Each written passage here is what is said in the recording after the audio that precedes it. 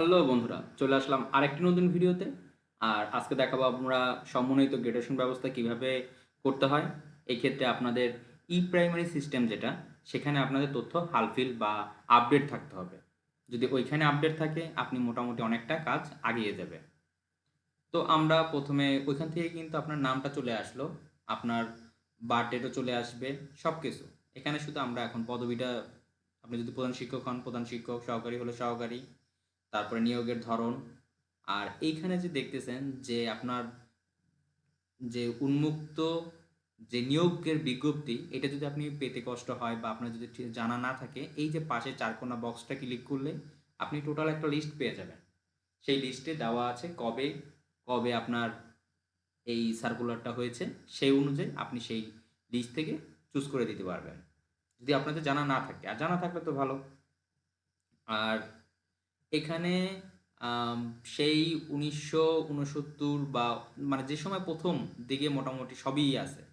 এখন পর্যন্ত আমি কোনো গ্যাপ পাইনি, মোটামুটি সবই আছে। তো এরপরে আমাদের যে কাজটা করতে হবে, নিয়োগ কবে আপনি যোগদান করেছেন সেইটা। তারপরে এখানে আপনার জন্ম তারিখ, সেইগুলি আপনার ঠিকমতো দিতে হবে। যে আসলে আপনার ডেট অবশ্যই আপনি ভালোমতো দেখে, একটু সময় লাগুক, তারপর আপনি দেখে তারপরে পূরণ করবেন।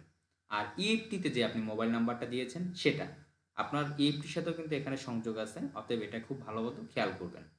ইএফটিতে যে মোবাইল নাম্বারটা আছে শুধু সেই নাম্বারটাই দিবেন। পরে এরপর যে জিনিসগুলো আছে সেগুলি ধাপে ধাপে ঠিক করবেন।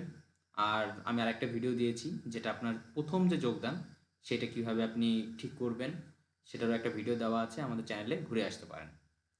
আর আপনি ডিপিট করেছেন কিনা, কবে কবে, শুধুমাত্র সাল, এখানে কোনো ২০২০-২১ বা ১৯-২০ এরকম না, শুধু সালটা, যে মাস যে বছরে আপনি পাস করেছেন ঠিক সেই বছরেরটা দিয়ে দিলেই হবে। আজ এই পর্যন্তই, আবার দেখা হবে পরবর্তী নতুন কোনো ভিডিওতে। সেই পর্যন্ত ভালো থাকেন, সুস্থ থাকেন। আল্লাহ হাফেজ।